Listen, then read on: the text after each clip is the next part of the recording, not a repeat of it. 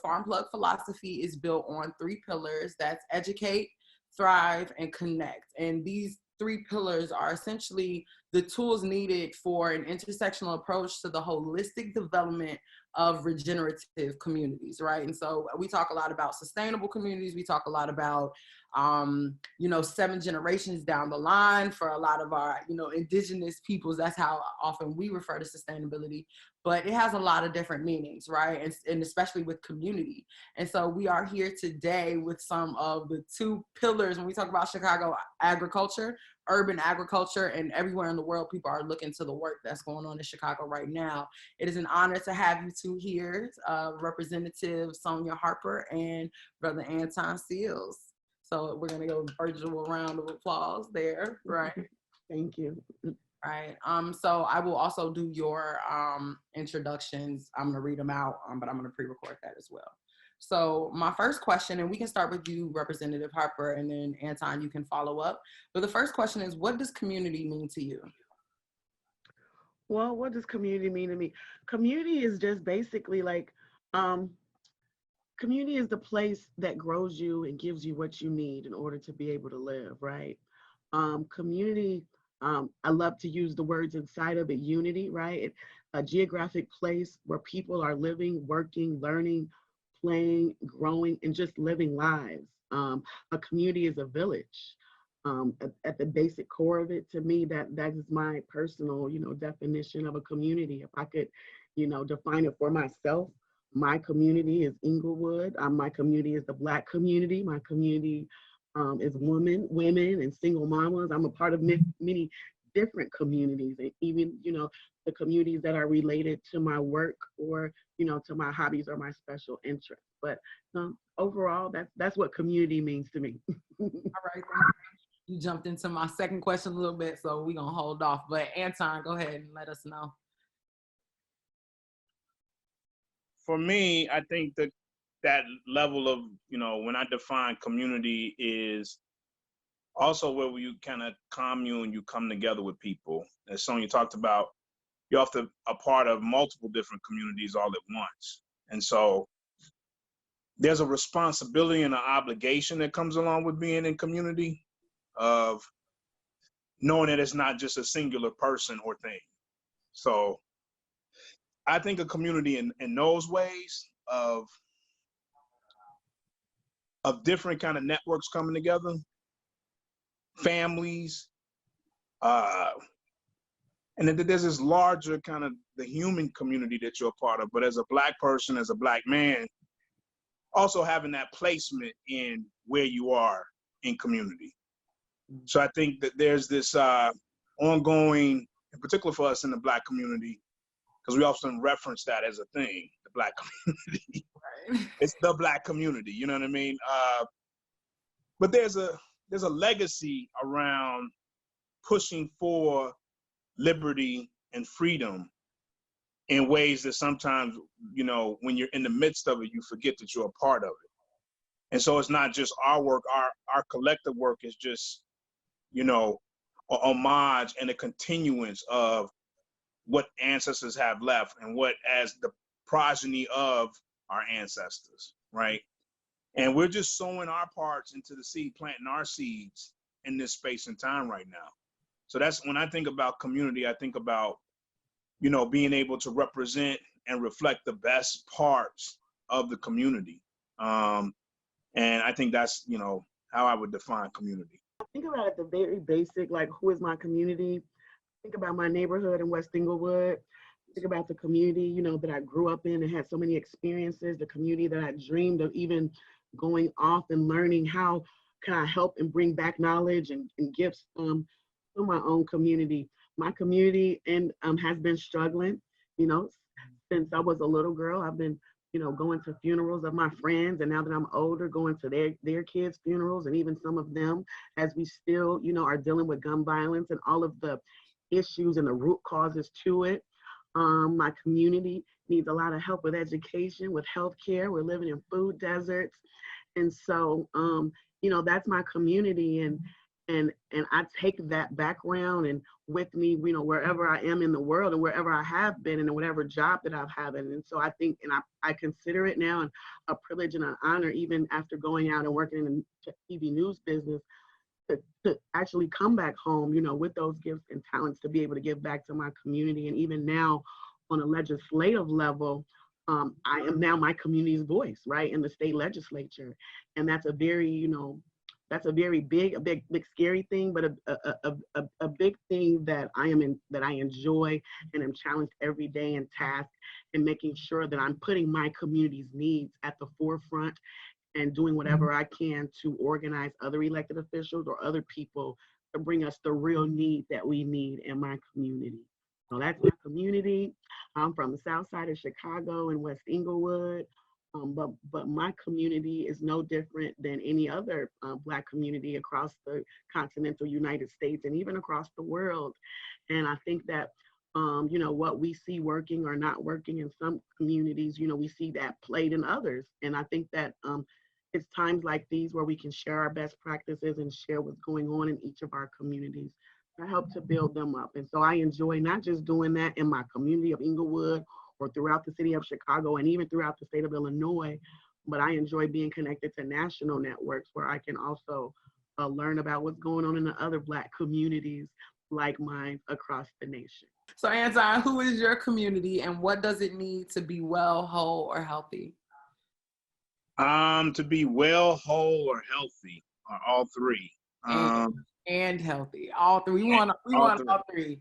Yeah. You know, I think that the wellness journey is just that, a journey that no one has. I think there's no prescribed things. There are things that I think people have incorporated in terms of like what a healthy lifestyle is. I think for many of us who live in, you know, on the south side, or just if we just hold place or space for the south side of Chicago or the west side of Chicago or Black Chicago, this mythological kind of entity.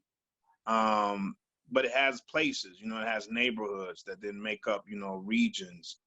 And so I think that wellness, like, you know, what does that mean physically? What does that mean spiritually? You know, they take on all of those different intersections when you start talking about the wellness.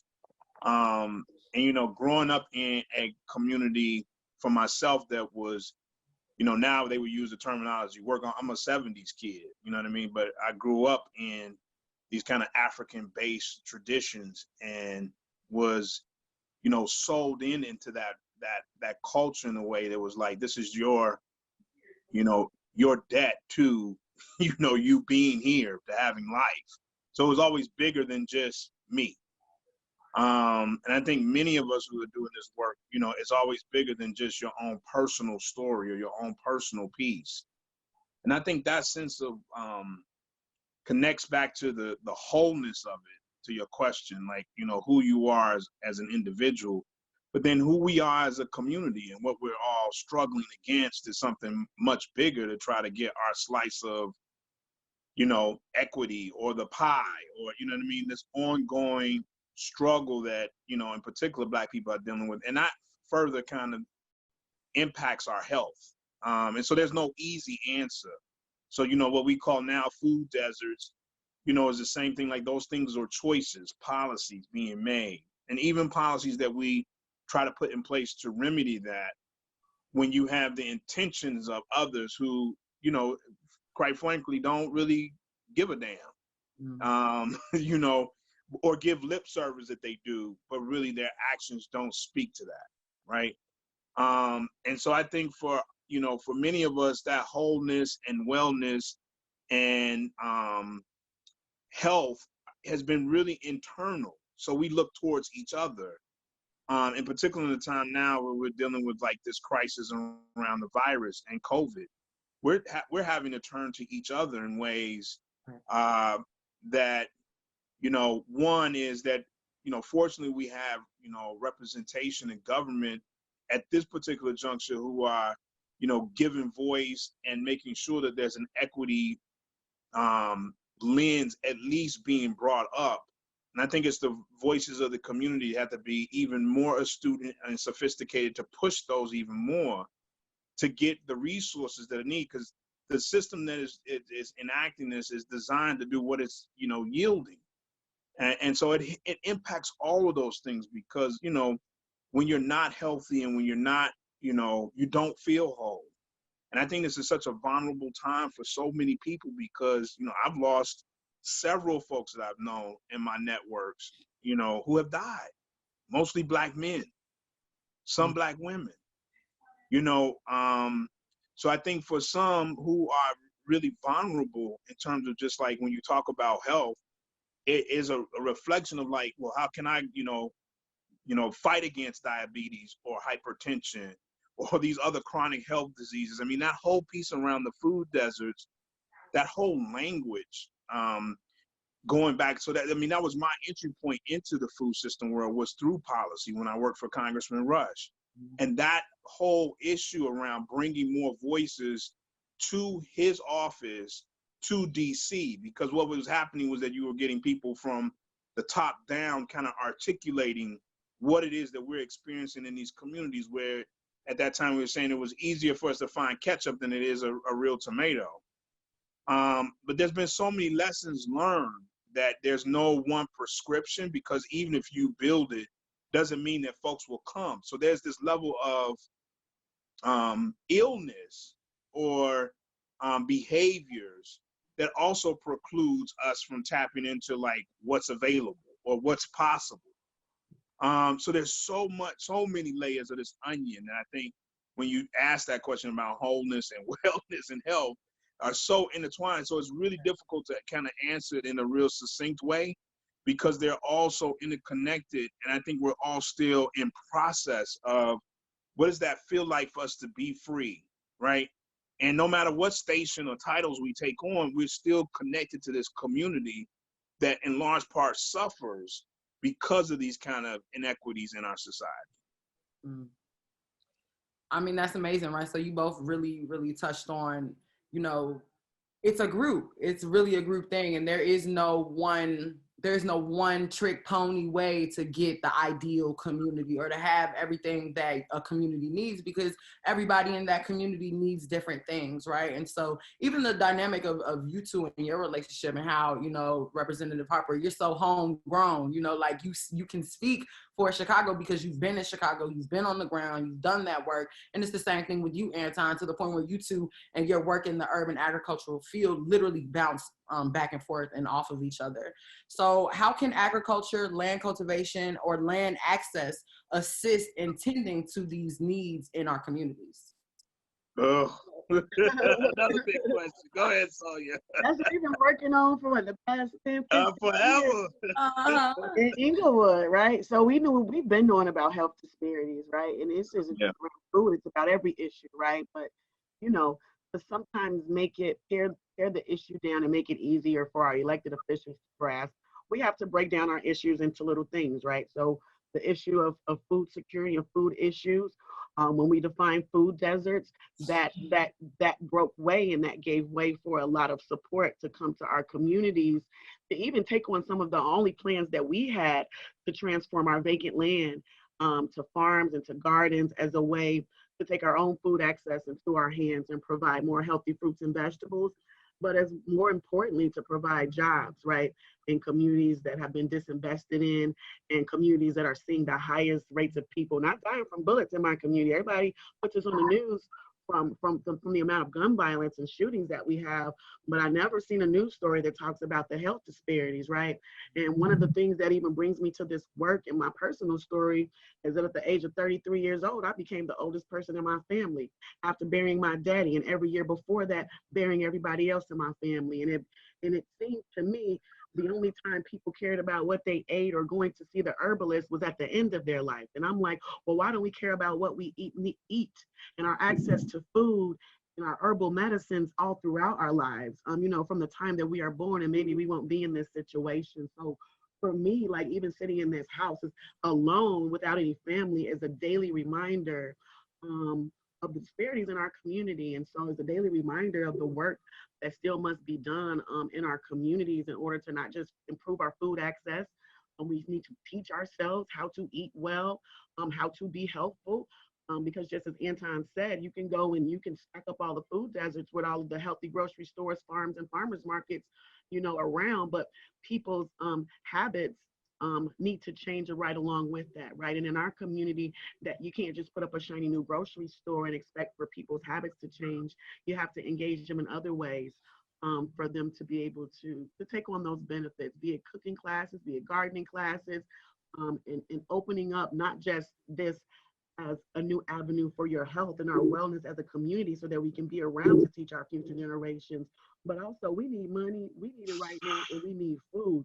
And how are we becoming producers in this society instead of consumers?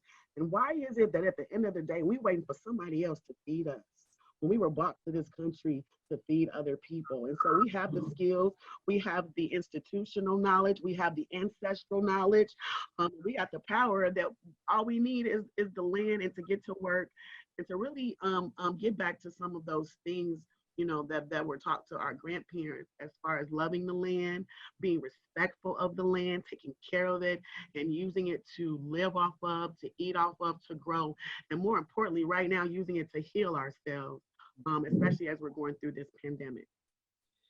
Yeah, it was amazing. This past summer when I was working with Urban Growers Collective in the city of Chicago with the Grounds for Peace Project, working with a lot of these brothers that had been in prison and for them to be coming out, and I can see on their faces, like with them planting sunflowers in their own hood, beautifying these vacant lots, like I could see them almost go back to the time where they were planting with their grandmothers. I could see, like, when you talk about that ancestral knowledge and all of the things that it really brings up, I could literally see them going through that. And it was amazing to get to see that. And we need to do whatever we can to provide more homegrown opportunities for that. So while something that's very important, again, is that, we can make up all the plans for our communities that we want, and we can, sound the alarm and get funding to come down from the federal government and even from the state government. And just to be honest, even the work that I've been doing on the state government, like, people act like they didn't know what a food desert was. But I'm saying all of this to say that we have to take advantage of the resources that then come down for us to do these things, because I can even see our work in urban ag being exploited by other people who just see it as a way to make money. And so I love programs like Ground for Peace and all of the other new programs that are coming online, but we've been doing this work for 10, almost 20 years now, and we need to be empowered by being the owners of these farms and owners of these businesses, right, and making sure that the Black nonprofits and Black growing spaces are being funded to continue to do the work instead of just letting new people come online and continue to exploit our land and our money like they've been doing because they hear, oh, this new thing is happening in Chicago and Inglewood. And I'm going to wrap up here, but it's just that point of how we created Grow Greater Inglewood, an organization and a coalition of people that not only helps to bring in more development around farming and protect the land for the residents' right to grow on it, but also educating people on health and wellness and those new opportunities, along with supporting farmers and farmer operations. So just wanted to, give that background and say how important it is. Our land can play a role in our healing if we allow it to. And if we take the steps necessary. But if we just want to come out with an idea, put it out there in the open, and just let the powers that be continue to operate it just as they will operate everything else, the lottery, our schools, our hospitals, well, then we can sit down and forget it. We can lock ourselves in our home. I mean, man, Sonya and I could sing a hymn or two. Everyone plays a different role, and we play different roles along this course of, Grow Greater Inglewood, which was being convened as kind of like a reconstitution or something. And it's important that in terms of the history around land, like, so for me, I'm from South Shore, right? From the South Shore neighborhood. But I lived in Inglewood, and my family is from Inglewood. You know what I mean? My mother lived on 59th and Sangamon. The reason I even have who I am is my family has been in Inglewood before the expressway. The Seals family has been in Inglewood many years.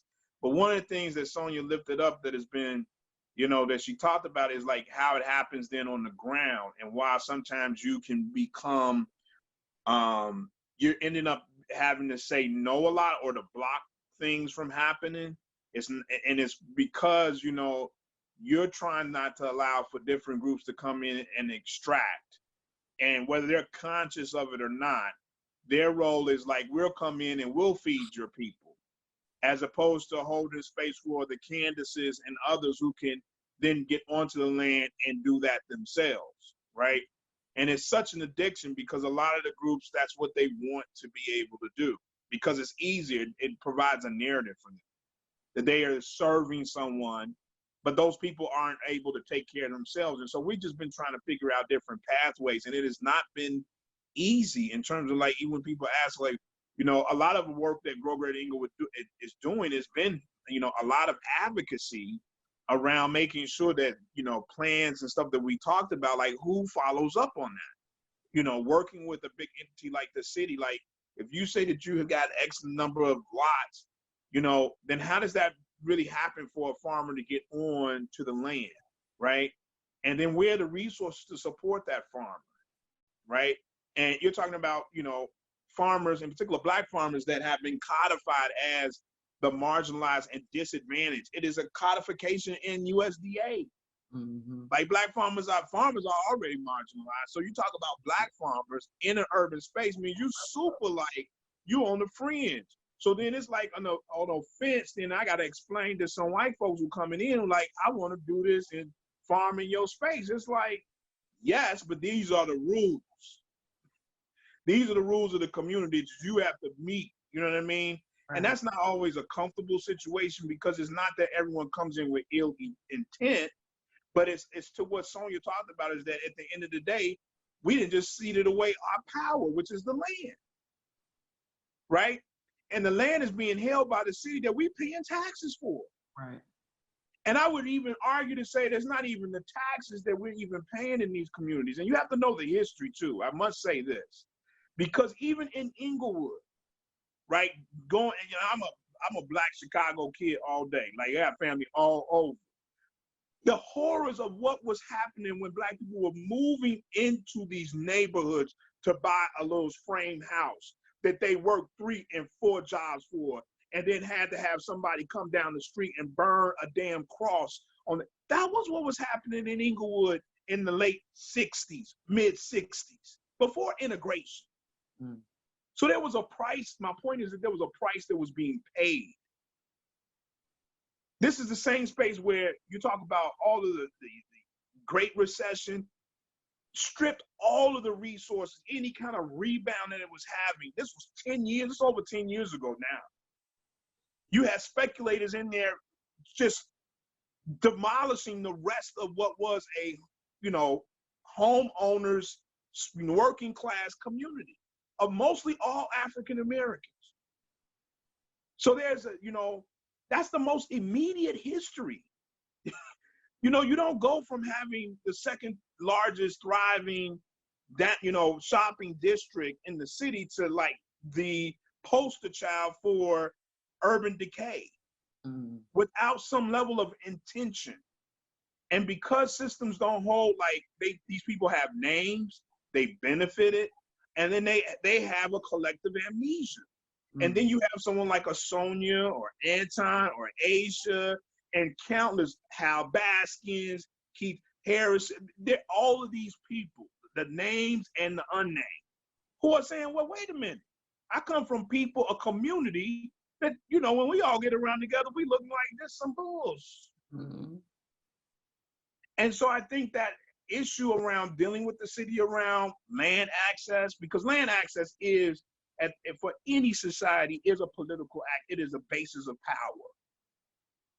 And us pushing, and so one of the things that the cities, and when you start talking about it, I'm not going to, you know, belabor, but then you start to peel back the layers of how bureaucracies work.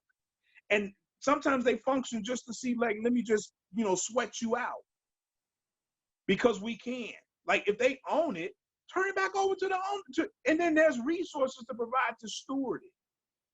So this notion that we also are part of the land, that there will never be disconnection between our responsibility and the land, that we are of one.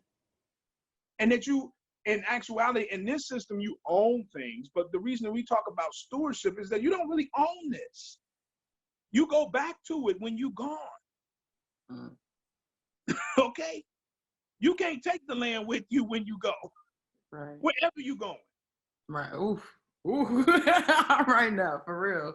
You just can't. So what's left behind is the residual of whatever you want to call God, the maker, the universe. In this community is just a forest of trees and just beauty everywhere that needs to be tended to, that has, people there who want to tend to it, and that there's resource. There's no, so when you talk about land access, the struggle is real. We've got all these lots in Inglewood, but they're also very contaminated. So they a lot of them need phytoremediation, and that takes resource and money. And that's why having someone like Sonya down at her role down in Springfield is essential to make sure that we're, educating people, not dealing with the, because now we live in the information age where people, like we were opening up before we talked about this, is twisting stuff around without first verifying and getting information. And then people taking that misinformation and making it real. That's a severe problem we're dealing with these days because the platform of information has changed. So all of these things are impacting that land access and that issue around, being able to access the land. Yeah, I've been hearing this phrase, the weaponization of information, pretty much. And when we live in a society that is so dependent on what you know, on your ability, like right now, if you don't know how to work digital platforms, you are missing out on a lot of key things, right? And so how do people take this information and how does it become a weapon and a tool of oppression over time, And for me, I could answer that. It's just a bunch of French fries. Instead of you getting a healthy yam, you're getting fried, double fried French fries, and a bunch of them. While it's a potato, the delivery has zero nutritional value at all. And that's what's happened. You get a lot of French fries, and what people really need is some really good deep purple potatoes and some yucca and some yams that provide some nutritional things, right? Right. Okay. So we're getting around to the last question, y'all. We scraping on some real hot topics. You got me fired up. I know. This is why we came, Anton. This is why we came. Okay. So I know, and like, even I always reflect on one of the best parts of my summer was the fact we were in Inglewood doing this work and we stumbled across this candy store and I'm like, what's in here? Come to find out, you said it was your uncle or your grandpa? Yeah. It's my uncle, my great uncle, my grandfather's brother, the last Mr. Seals. Of that generation. That's like a real documentary, The Last Mr. Seals. That's like a real. That's a good title. That is for sure. For this last question, right? We talk a lot about we know that land is power, right? And a lot of times, whenever Black people in power are in the same phrasing, it can be scary for people, and that's never our intent, right? What is it? A rising tide raises all the boats, right? And so how does your work extend or serve communities outside of yours, right? So you all are very particular about your community. We know your community, we know who you want to serve, right? How does that benefit other communities that are watching what's going on in Chicago right now? Basically taking the work that I've done on a neighborhood level, since I got kicked out of my own organization because everybody gets scared of politics, I was kind of at a loss, and I was like, Lord, I did all this work, on my neighborhood level and my ground organization level and trying to bring in urban farms. So I'm like, what do I do now? And so, there are other food deserts all across the state, not just in Chicago. So Sonya, why don't you just tell the rest of the state what you've been doing in Chicago, and maybe some of those people can catch you on board. Maybe there's some people in some other states that want to learn, some other cities in the state that want to learn what we're doing for food access. And that's exactly what I've been doing. Been educating the General Assembly on food deserts because they had no idea what a food desert was. There was not one thing in state statute defining a food desert. So you saw nothing happening on a state level to improve food access in food deserts because number one, they hadn't even defined the term and not one of the state agencies were working on it. So let's first get that straight, right? Number two, through my work in passing bills, like working my butt off trying to pass bills and build coalitions around increasing healthy food access through and expanding options for urban agriculture, I've kind of built a little coalition in Springfield that helps to get more bills passed. So along with passing the food desert report bill for the state, I also passed a bill to extend incentives to urban farmers throughout the state. And that was a really hard push because we live in Illinois, where, you know, in Chicago is the big city, and everybody in Chicago forgets that there's the rest of the state.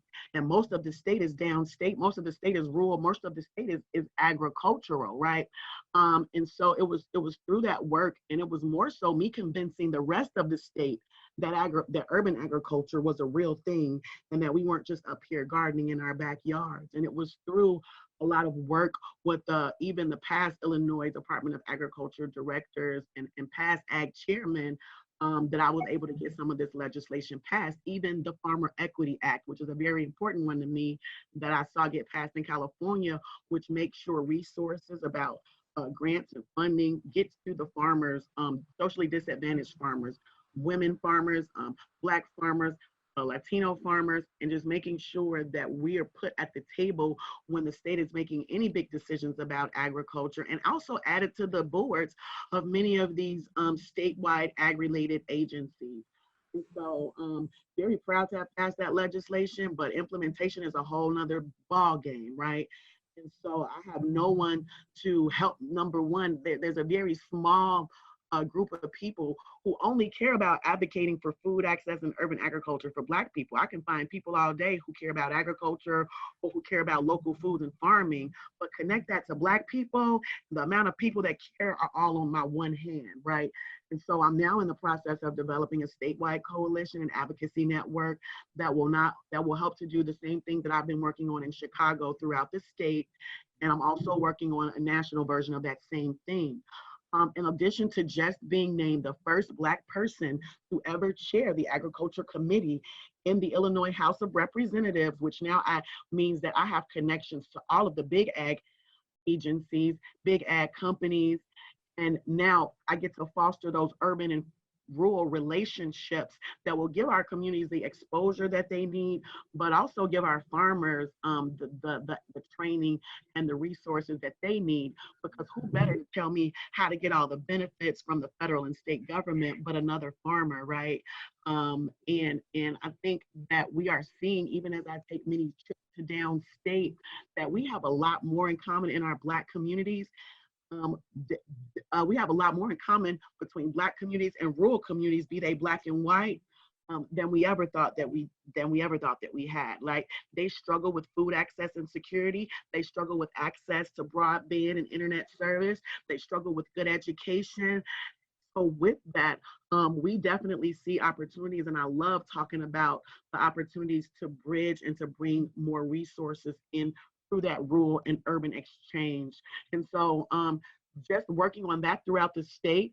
I also chair the Agriculture Committee for the National Black Caucus of state legislatures, which means that now I get to put food access and urban farming and agriculture for Black people on a national platform for that organization. And I'm happy to say that a lot of the bills, a lot of the projects that we're doing in Illinois and in Chicago, they're now happening in other states simply because of the work that we're doing here, simply because I'm able to have an ongoing relationship with some of those legislators, because again, food deserts and food insecurity and health disparities related to food access are going on in Black communities across the nation. And so I will continue to do my work right here in Chicago, next door, right here in my community garden. I will continue to pass bills and educate lawmakers on a state level and open up the floodgates for funding for more urban farming and more farmer training.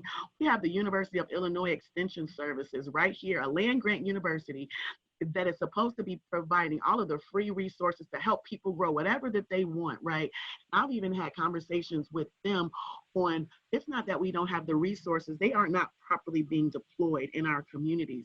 When we're talking about being able to create a pipeline, careers and new pathways to jobs and opportunities in the food industry, in the agriculture industry, we need people like the extension services. We need programs like 4-H. We need more exposure to agriculture and agriculture food related careers to kids in the city, because we need to be connecting them to more opportunities.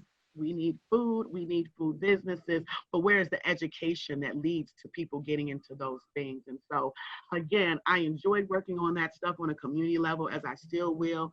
But now I'm now meeting the need statewide for the Black communities, and now even going on and doing that nationwide with the other states. We don't feel disjointed. I mean, part of having Sonya there was to further amplify the work that people on the ground were doing, and now we have even more access when she's down there, you know. And she's, I think for all of us, we've been so taxed in terms of like having we would all love a duplicating machine to have more than one of us and to continue to grow the networks, grow them with, this value centered and equity centered kind of approach, so that they're not co-opted and hijacked to be made into something else. I mean, there's like Sonya said, it's the implementation. So Sonya passed the urban ag zone bill almost 2 years ago now. And, we're just now getting to the city trying to say, okay, now they're paying a lot more attention. But, in terms of really enacting that urban zone ag zone bill into a real, city ordinance and really make it real, so that there is resources. I mean, there's a state statute that allows for that to happen. But again, it goes into like, well, then who's able to do that? You got to build those networks. So I would answer the question in terms of like, our work is to further, make this network even bigger, this web even bigger, overcoming obstacles with different partners. So that's just like, in theoretical, that says one, you could say it, but that's real work on the ground and building those relationships where there hasn't, where trust has been breached. You got to, heal those relationships in order for them to grow. You know what I mean? That's just a reality, and that just doesn't happen overnight. Right. And this has happened in parallel with, the decades old issues around inequities being enacted, and the world is still moving. So I think the way that we further build that out is, taking this case around, providing more opportunities for farmers and, and broadening that scope around having people understand what farming means, what agriculture means, the whole industry, that is not just you being on a farm, it's technology, it's the food system. I mean, it's much more than you just actually being a farmer in singular note, And so that level of education. And so, yeah, I think, so like what we're doing now is planning to do, hosting more of these, informationals from different partners so that we can get that out to people, because now everyone is at home. So they have no, reason to be like, they can't come to the meeting. Like, you're at home and you can Zoom in and we'll share all these great resources you can learn. And so what we're working on now is to say that, this whole piece was, yes, about, workforce, but before that, the core of it was around health and being able to have people have access to what they need, healthy soil in order to grow. That's essential. I mean, you have to have the tools in order to grow. Again, thank you all for the work that you're doing. Thank you for your passion. Thank you for your commitment. Thank you for your time. Thank you for all of the energy that you're putting in. And I look forward to touching bases with you all when I get back. Thank you. Thank you. Be Peace. safe. Grow something.